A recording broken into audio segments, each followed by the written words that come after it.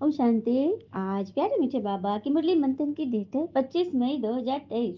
तो आज मीठे मीठे बाबा अपने बच्चों से कह रहे हैं, मीठे बच्चे, देह सहित तुम्हारे पास जो कुछ भी है वह सब कुछ बलि चढ़ा दो, फिर ट्रस्टी बन संभालो तो ममत्व निकल जाएगा। बाबा कहते हैं ये देह सहित, मतलब ये देह किसकी है? माया रावण की है। इन आंखों से जो कुछ भी दिखाई दे रहा है ना, वो सब उसी का है। इसलिए तो बाबा कहते हैं इन सबको भूलो। और बाबा का क्या चीज है? सिर्फ और सिर्फ आत्मा। और आत्मा के वो 7 गुण। इसलिए तो आत्मा को सतोगुणी बोलते हैं। 7 गुणों से आत्मा बनी है। शांति, प्रेम, आनंद, सुख, ज्ञान, पवित्रता और खुशी। ये 7 चीज से आत्मा बनी है। तो आत्मा है सिर्फ परमात्मा की। बाकी ये सदैव सब सब कुछ माया कहते हैं। इन सबको बलि चढ़ा दो, भूल जाओ, सब कुछ भूल जाओ, बाबा को दे दो, तो ट्रस्टी बन जाओगे, निमित्त बन जाओगे। और निमित्त बनने से क्या होता है? निमित्त बनने से ना हम अच्छा अच्छा बोलते हैं। चलिए, अच्छा बोलने से ना हमको तुरंत फायदा नहीं होता, कोई मैं तारीफ नहीं करेगा तुरंत नहीं। लेकिन बुरा बोलने की हमें इंस्टेंट कीमत चुकानी पड़ती है। होता है ना, सबसे पहले क्या होगा, उधर से कोई नेगेटिव वाइब्रेशन आने शुरू हो जाएंगे, तो कीमत आत्मा की घटनी शुरू हो जाएगी। इसीलिए बचना है। प्रश्न, हर एक ब्राह्मण बच्चों को कौन सी युक्ति जरूर सीखनी चाहिए? तो सर्विस करने की युक्ति जरूर सीखो। शौक होना चाहिए कैसे सिद्ध कर बताए परमात्मा कौन है। तुम्हें बाबा की श्रीमत मिली हुई है, सेंसिबल बन, सबको पिता का पैगाम पहुंचाओ।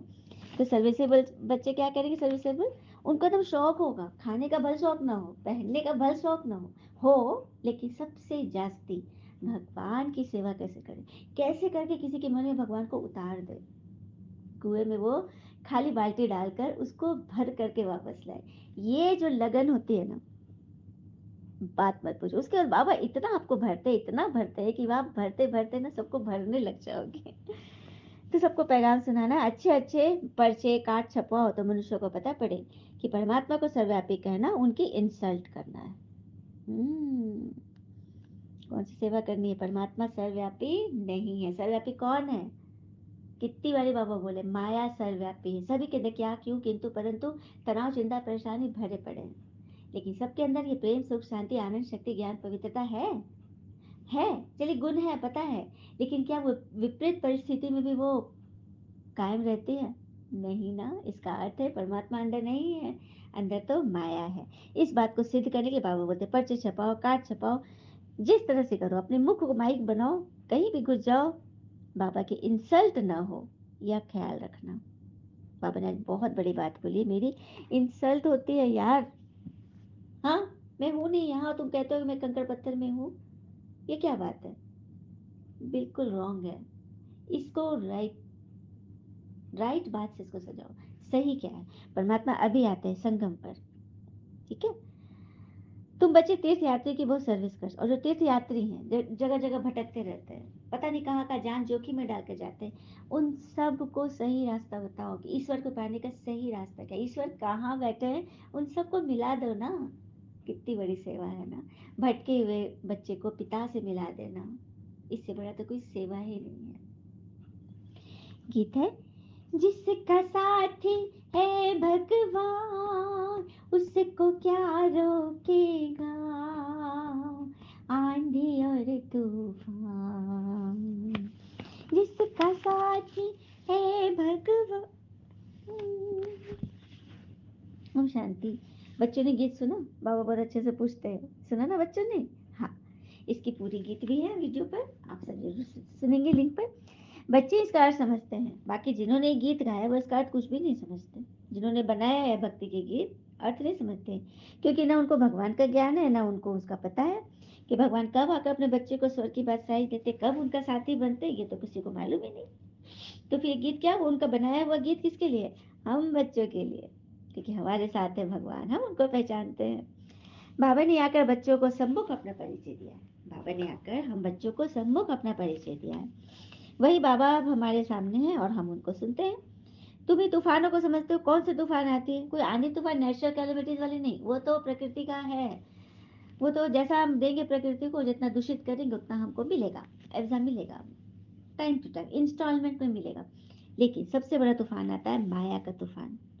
माया का तूफान जो 5 विकारों का तूफान है ना, उससे हमें बचना है। हाँ, वो हमें इस रीति हमें पकड़ती है और कहते हैं ना, हर आंधी तूफान हमको डिस्ट्रॉय करने नहीं आती है, हर आंधी तूफान हमें बर्बाद करने नहीं आती है, but some comes to clear our path, अर्थात कुछ हमारा रास्ता क्लियर करने, हमारे रास्ते की सफाई करने भी आती है ना।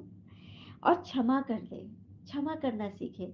ये नहीं समझे कि हमने उसको क्षमा करके उस पर कृपा किया, नहीं, हमने अपने ऊपर कृपा किया, अपने हृदय की चादर को साफ कर ली, अपने हृदय की सफाई कर ली, जहाँ प्रभु विराजते हैं। तो किसके लिए हमने किया? अपने लिए ना, अपने भगवान के लिए ना, भगवान से सर्व प्राप्ति के लिए किया ना। तो ही बाबा बोलते हैं, पुरुषार्थ में माया बहुत विघन डालती है, परंतु उसकी परवाह नहीं करनी चाहिए। सिर्फ बाबा को अच्छी रीति याद करो तो तूफान उड़ जाएंगे, ये एक चुटकी में उड़ेंगे। सही बात है, बाबा शब्द ही वो डायमंड चाबी है। बाबा बराबर अपने नाम का हमें बता रहे हैं, क्योंकि हनुमान जी क्या थे? निरंकारी, सब काम किए, लेकिन बात क्या बोलते थे? अंत में क्या बोले? ये तो राम नाम की कमाल थी।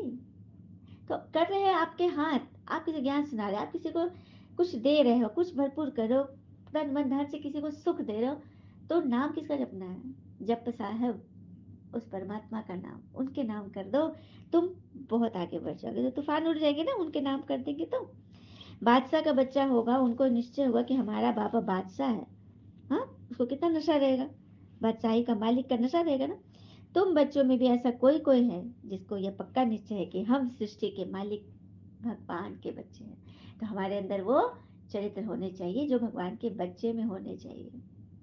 ठीक है, अब कौन सा चरित्र, किस तरह से अपने आप को हमको बचा के रखना है, ये तो समझना पड़ेगा कि भगवान के चरित्र कैसे हैं। तो पढ़िए भगवान के चरित्र का गायन, 32 गुणों का गायन है ना, पढ़े उसको।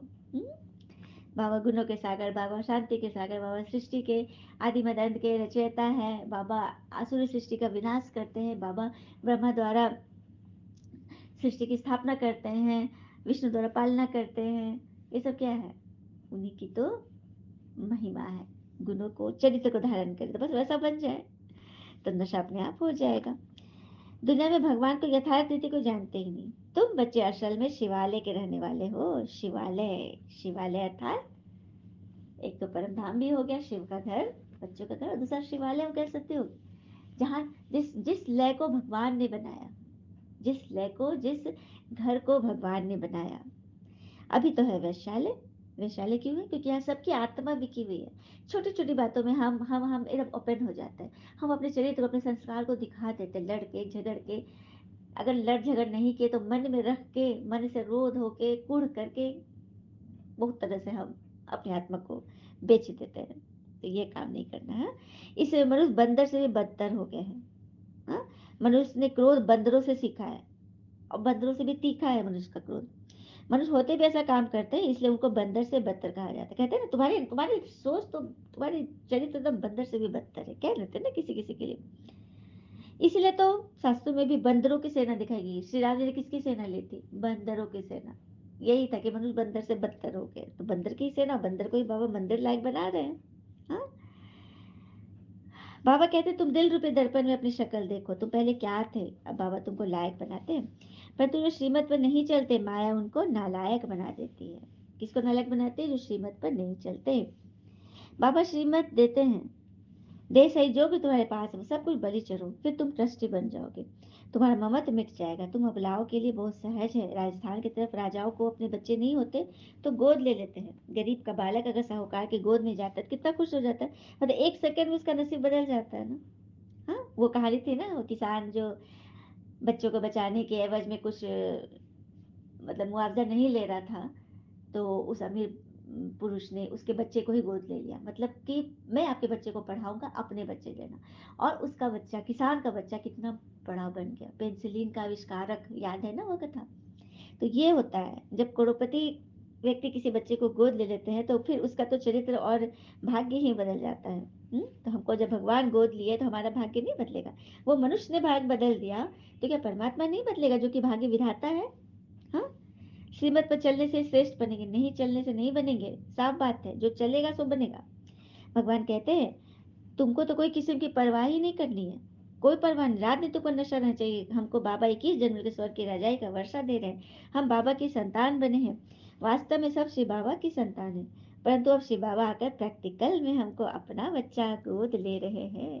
कहते तो सभी है कि हम सब भगवान के बच्चे, भगवान हमारा पिता है, तुम ही हो माता पिता, गाते ही आए, थके ही नहीं। लेकिन थ्योरी में बोलते गए, माने नहीं कभी, क्योंकि जानते ही नहीं, उनको पहचानते ही नहीं, तो कैसे उनकी गोद में बैठेंगे। तो शिव बाबा आकर हम बच्चों को प्रैक्टिकली अपने गोद में बिठा रहे हैं। तो जम कर बैठ जाइए, गिरना नहीं है, बाबा नहीं हटाते हैं। हम खुद जब चरित्र उल्टा करते हैं ना, विकर्म करते हैं ना, तो अपने आप फिसल जाते हैं। तो बस गोद में बैठे रहना है। अभी तुम सम्मुख बैठो, जानते हो मैं आत्मा भी बाबा की गोद में बैठ कर यह मंथन आप सबको सुना रही हूँ। हाँ, अभी रात के 1:30 बज रहे, 2 बजे अमृत वेला है, इसीलिए आज सोना कैंसिल। बाबा बोलते हैं ना कभी कभी, नींद को फिटा दो, याद में रहो, है ना। तो बस वही बात है। फिर बाबा कहते हैं किसी के नाम रूप में नहीं फंसना है, एक शिव बाबा का नाम रूप ही बुद्धि में रखना है। उनका नाम रूप ही मनुष्यों से न्यारा है। बाबा कहते हैं तुम हमारे थे, निर्माण धाम में रहने वाले थे, मतलब परम धाम में रहने वाले थे, हम सब बाबा के साथ रहते थे।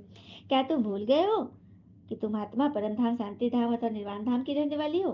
तुम्हारा स्वधर्म शांत है, ये शरीर ऑर्गन्स मिला है कर्म करने के लिए। हाँ, नहीं तो इससे क्या करते हैं, हम विकर्म करते हैं।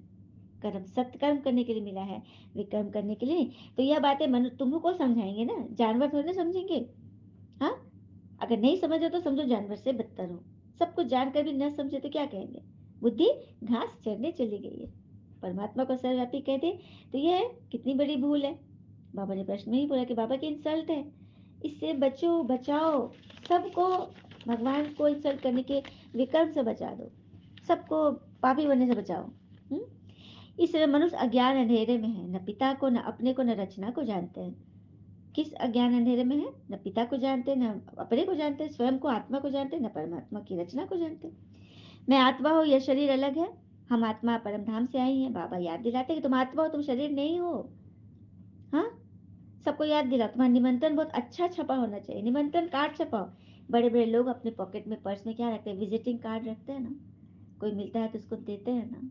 हाँ, तो ये होता है कि अच्छा काम करना है। शिव का चित्र भी और चरित्र भी है। लक्ष्मी नारायण का वर्षा, लक्ष्मी नारायण जी को भी उनसे वर्षा मिला, वो स्वर्ग के महाराजा महारानी बने, ये सब बात सबको बताओ। हम्म, दुनिया में अल्पकाल के लिए, सुख के लिए कितनी मेहनत करते हैं, धंधा दौरी करते हैं, लेकिन तुम बच्चे सदा काल का सुख पाते हो। और मेहनत तो या कुछ भी नहीं है। अच्छा, कुछ मेहनत है, मैं खाली मंथन सुनने कहा जाता है, उसमें मेहनत है क्या? काम करते हुए किचन में बजा लो, ईयरफोन से सुनते रहो, कोई मेहनत नहीं।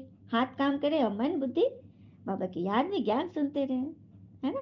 तो कहाँ भी जाओ हाथ में निमंत्रण पत्र जरूर हो।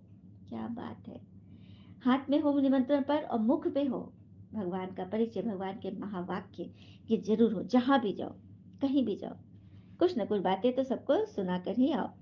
कबड्डी खेलते हो ना, तो जीत किसकी होती है, वो जा करके अपने दूसरे अपोनेंट टीम को जरूर छू कर आएगा। टच कर दिया मतलब आउट, जिसको जिसको टच करता गया वो आउट हो गया। उसी तरह से जिस जिसको भगवान का ज्ञान सुना दो वो परमात्मा का बन गया। ऐसा सोचो कि बस उसको बनाना ही बनाना है, ऐसा करके तीर लगाओ, सबको भगवान का परिचय दो। तो बाबा बोलते हैं एरोप्लेन से भी पर्चे गिराओ, सबको निमंत्रण दो। हम्म, हाँ, एरोप्लेन में मतलब चढ़ना या ये सब बड़े बड़े अमीर वाला काम तो गरीब नहीं कर सकते, लेकिन गरीब क्या करते हैं, मुख से तो बोल सकते हैं ना, मुख से, मुख की तो गरीबी नहीं है ना, वाणी की तो गरीबी नहीं है। वाणी तो भगवान ने काफी दिया है हमारे अंदर, जब तक जन्म में बस बोलते ही रहते हैं। बच्चा शुरू हुआ नहीं कि वहाँ वहाँ शुरू कर दिया बोलना। बाकी साहूकार तो मोह में फंसे रहते हैं, धंधा धोने का इतना मोह होता है, और धंधा अगर कुछ गड़बड़ हो जाए उसमें तो हृदय विदीर्ण हो जाता है ना, मतलब अरे मेरा पैसा लूटा, अरे मेरा सब बंद हुआ, है ना। नहीं, और भगवान को सरेंडर तो बिल्कुल नहीं करेंगे, सबको दान कर दे, नहीं नहीं होगा उनसे। इसमें कन्या माताओं का इस समय ही भाग्योदय होता है। कन्या माताओं का भाग कब उदय होता है, इस संगम पर। बाबा कहते हैं इन माताओं द्वारा ही भारत का साधु संत विद्वानों का मैं उद्धार करता हूँ। किसके किसका किनका उद्धार करते बाबा, किनके द्वारा, माताओं के द्वारा, साधु संत विद्वानों का उद्धार करते। माताएं कन्या जो घर परिवार में है, वही तो बड़े बड़े ज्ञानी, जिसके घर में बड़े बड़े लोग हैं, हाँ बड़े बड़े महात्मा लोग हैं, पुण्यात्मा अपने आप को जो समझते हैं, बहुत पुण्य किए अपने आप को, बस उसी में ही लगता है अरे हम लोग जो करेंगे तुम क्या करोगे। ये बड़े बुजुर्ग से सुनने को मिलता है कि तुम जो जानते हो ना हमको सब पता है। पता है व्हाट, मतलब पता है इसका क्या मतलब, दिखाई तो नहीं दे रहा है, पता तो सब कुछ है। लेकिन आपका पता, अपना पता है आपको? हाँ, भगवान का पता है? तो फिर क्या पता है? मनुष्य ने जो लिख दिया, शास्त्र में लिख दिया, वही पता है। उस पता से आपको आपको अपने घर का पता मिला? आपको अपने चरित्र का पता मिला? हाँ, आपको कैसे जीवन जीना, आपको कोई मार्गदर्शन का पता मिला? नहीं मिला। तो फिर क्या पता है? कुछ नहीं पता है, लेकिन मानेंगे नहीं, क्योंकि वो उसी में पक्के हैं कि हमको सब कुछ पता है। अरे भाई, तो रहने दो, ठीक है, ठीक है, आपको सब पता है, हमको आपसे कोई बहस नहीं करनी है, हमको बस अपना पता करें, और जो सुनने वाले हैं उनके नब्ज देखकर उनको परिचय दे, पीछे किसी पर टाइम वेस्ट नहीं करना है। तो गृहस्थ व्यवहार में रहते हैं, बाबा ने राजयोग सिखाया है, उसको सबको बताना है ना। भगवान तो जरूर आकर स्वर्ग का मालिक बनेंगे, तो तुमको कितनी खुशी रहनी चाहिए। बाबा भक्ति में लक्ष्मी नारायण के चित्र को बहुत प्यार से साथ में रखते थे, ब्रह्मा पिता लक्ष्मी नारायण का चित्र साथ में रखते थे। श्री कृष्ण के चरित्र देखकर बहुत खुश होते थे, श्री कृष्ण का चरित्र कितना प्यारा है। बाबा बच्चों को समझाते हैं, अपना दूसरे का कल्याण करे तो सर्विस में लग जाओ। एम ऑब्जेक्ट तो सबका क्लियर है ना, बाबा पूछ रहे हैं हमारा एम ऑब्जेक्ट क्या है? हाँ, नर से नारायण, नारी से श्री लक्ष्मी बनना। अच्छा, लक्ष्मी पर एक बात कहती हूँ, घर की लक्ष्मी। एक बार एक 15 साल के भाई ने अपने पापा से कहा, पापा, दीदी के होने वाले सास ससुर कल आ रहे हैं, जीजा जी ने फोन किया था। दीदी मतलब उसकी बड़ी बहन, जिसकी सगाई कुछ दिन पहले हुई थी, तो उसके सास ससुर मिलने आ रहे थे। उसके पिता दीन दयाल जो उदास बैठे थे, सोच ही रहे थे, को धीरे से बोले, हाँ बेटा, उनका कल फोन आया था, 1-2 दिन में दहेज की बात करने आ रहे हैं, कि दहेज के बारे में आपसे बात करनी है। और ये पिता एकदम परेशान है, क्योंकि उसने शादी में बहुत कुछ दिया, लेकिन तो अब क्या बात करने आ रहे हैं, अब उनको एक्स्ट्रा क्या चाहिए। इस बात में सोचते सोचते भी उसकी उनकी आंखें भर आई, क्योंकि अब उसके पास कर्ज लेने के अलावा अब उनके पास कुछ भी नहीं था। घर के प्रत्येक सदस्य के चेहरे पर चिंता और तनाव की लकीरें दिख रही थी, कि पता नहीं अब शादी में कुछ एक आध हफ्ते ही बचे हैं, वो लोग क्या बात करने आ रहे हैं। इसी डर में वो लोग मतलब एकदम, क्या बोलेंगे, एकदम ठंडे हुए पड़े थे। चलिए, कल भी आ गया, वो लोग भी आ गए, अच्छे से बातचीत चल रहा था। तभी लड़की के पिता ने कहा, दीनदयाल जी, अब तो काम की बात कर ली जाए। दीनदयाल जी की धड़कन बढ़ गई, बोले, हाँ हाँ समझी जी, क्यों नहीं, आप हुक्म करें। लड़के के पिताजी ने धीरे से अपनी कुर्सी उनके बगल में खिसकाई, उनके कान में बोले, दीनदयाल, मुझे दहेज के बारे में बातें करनी है। दीनदयाल जी ने हाथ छोड़ते हुए आंखों में पानी भरे हुए बोला, बताइए समझी जी, हमने तो अपने अपने सामर्थ्य अनुसार आपको सब कुछ भेंट किया, अब मैं आपकी क्या मदद करूं। समझी धीरे से दीनदयाल का हाथ अपने हाथों में लेते हुए और दबाते हुए कहा कि आप कन्यादान में जो कुछ भी दे रहे हैं या न दे, वो आपकी मर्जी, मुझे सब स्वीकार है, पर कर्ज लेकर आप 1 रुपया भी दहेज में मत देना, वो मुझे स्वीकार नहीं। क्योंकि जो बेटी अपने बाबा को कर्ज में डुबो कर वैसी कर्ज वाली लक्ष्मी बनकर आएगी, वो मुझे स्वीकार नहीं है। मुझे बिना कर्ज वाली बहू चाहिए, जो अपने पापा के मन के अनुसार, पापा की इच्छा से, जो जितना वो अपनी सामर्थ्य से बच्ची के नए घर परिवार को बसाने के लिए जो दे, गिफ्ट समझकर, बस मुझे वो स्वीकार है। या न भी दे तो उसमें भी मुझे कोई कमी नहीं, क्योंकि मेरे पास भी सामर्थ्य की कमी नहीं है। मैं बस आपसे ये कह रहा हूँ कि मुझे बिना कर्ज वाली बहू ही चाहिए, जो मेरे यहाँ आकर मेरी संपत्ति को 4 गुना कर दे। दीनदयाल जी हैरान हो गए, उसने गले मिलकर उनसे कहा, समधी जी, आप तो मेरे लिए देवता समान हो, बस ऐसा ही होगा। तो ये कहानी में क्या शिक्षा दे रही है?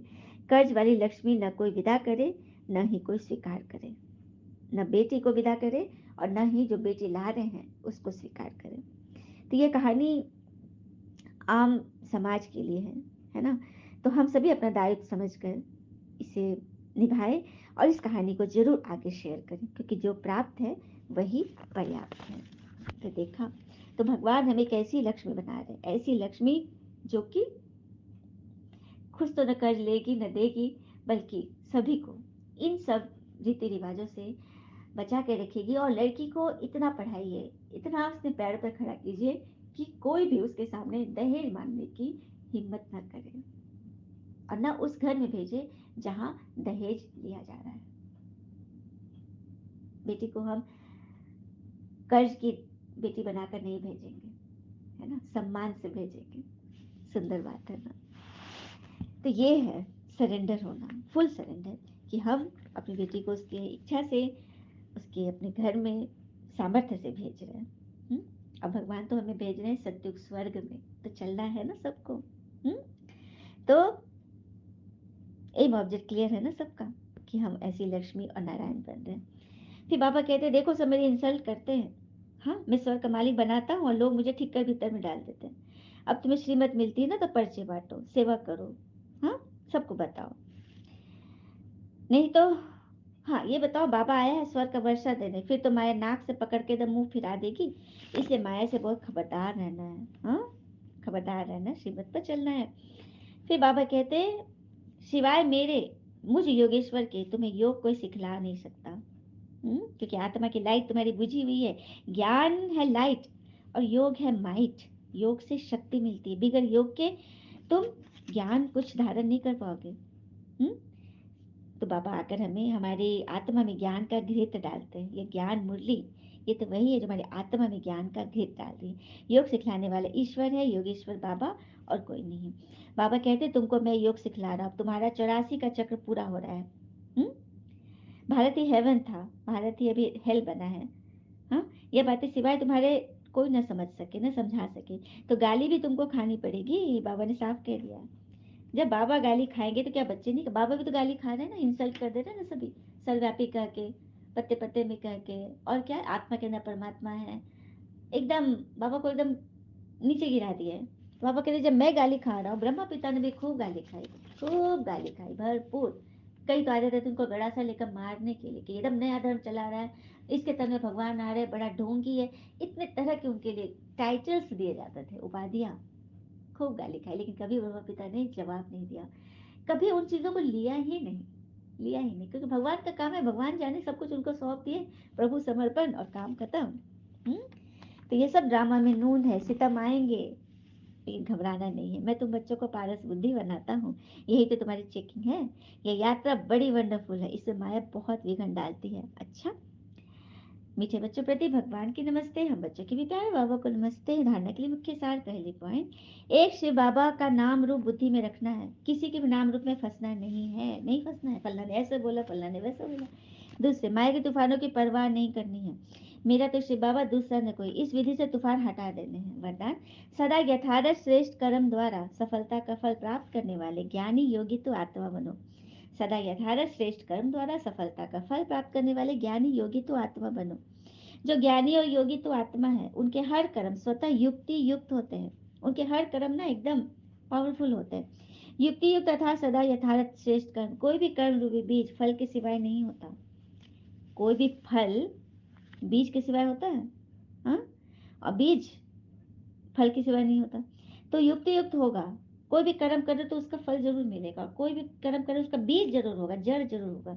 तो उस जड़ को ठीक करो, यदि जड़ में गड़बड़ है तो उसको ठीक करो। हम्म तो संकल्प वाणी कर्म चाहे वह जो करे, जो युक्ति युक्त होगा, वो जिस समय जो सोचेगा बोलेगा वही करेगा और सिद्धि को पाएगा। ऐसे नहीं, ये करना नहीं चाहता था पर हो गया, सोचना नहीं चाहिए था पर हो गया। हाँ, राजयुक्त योग की निशानी है युक्ति युक्त। स्लोगन, जिनके दिल बड़ी उनके भंडारे सदा भरपूर रहते हैं। दिल बड़ी अर्थात हर किसी को सेवा से, तन मन धन संबंध संपर्क से करने के लिए बेचैन, कितनी सेवा करे ताकि वो भगवान से जुड़ जाए, भगवान को पा ले। अच्छा, ओम शांति। शुक्र मीठे बाबा, बाबा के प्यारे प्यारे बच्चे, आप सबका जीवन सदैव शुभ हो। एम ऑब्जेक्ट याद है ना, ओम शांति। शुक्रिया बाबा।